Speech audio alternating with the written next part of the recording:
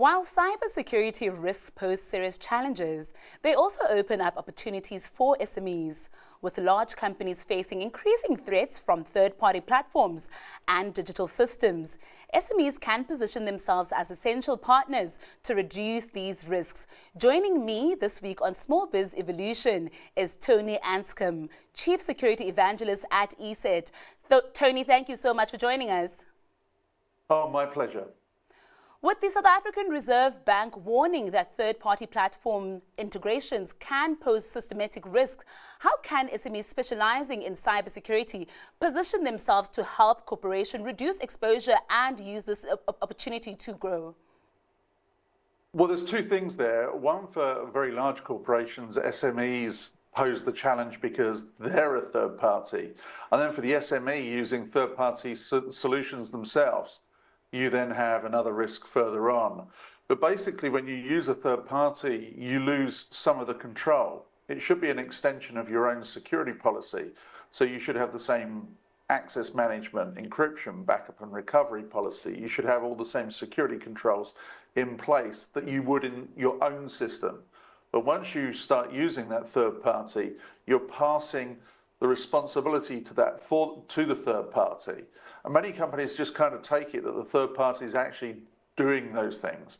You actually need to go audit. You need to check that they're doing it in the way that you would want it done within your own systems. But how can cybersecurity SMEs differentiate themselves in a competitive market when approaching large corporations? Well, one of the things is to show that they have good cybersecurity posture. Now, that's complex for a small SME because it could be the burden of doing that could be, one, costly, and two, they might not have the resource to do it.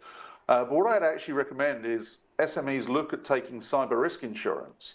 And the reason being is that covers the larger company from a liability perspective, so it includes the third parties they do business with, but also the cyber insurer will reduce risk by making the SME put in the security practices and the technologies in place and the policies that will actually lower the risk for the insurer. And that should show the larger company that the SME is in a good spot and could be trusted in that way. Tony, I like what you say there, but humans are generally considered the weakest link in third-party data breaches. What role should automation and AI play in actively preempting risky behavior? Well, that's a loaded question.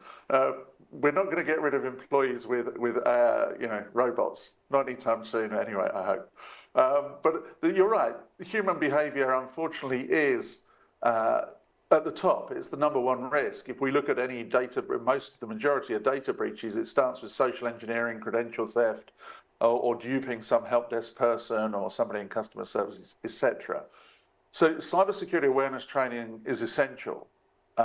And you need to up the game for those employees and get them educated better in protecting the organisation.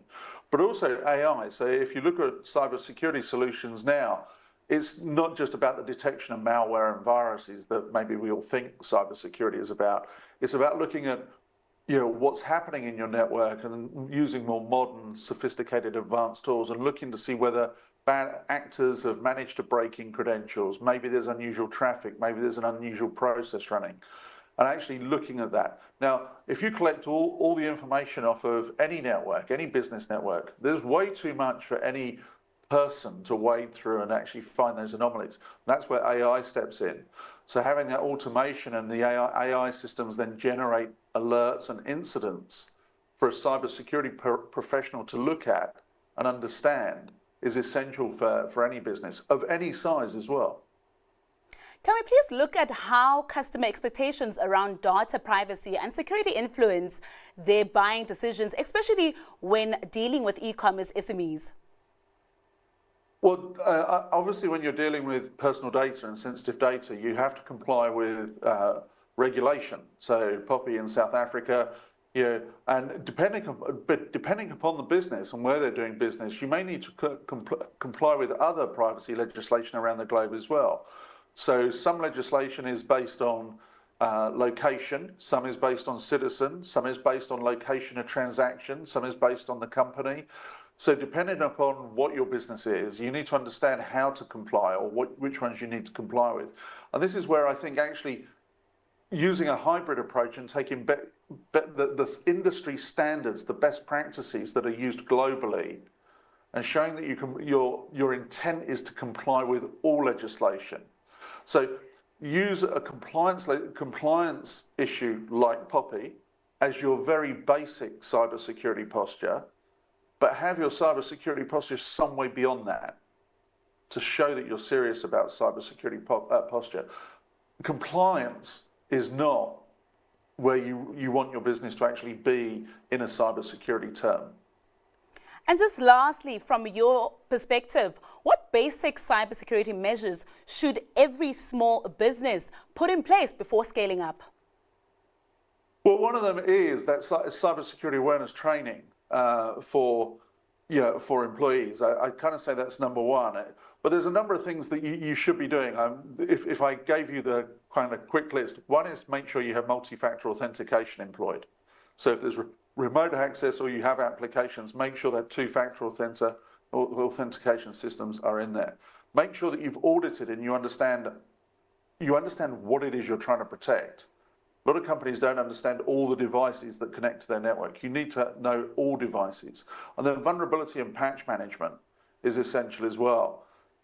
Every day there are new vulnerabilities announced. There are 0 days as well. Companies need to keep abreast of it.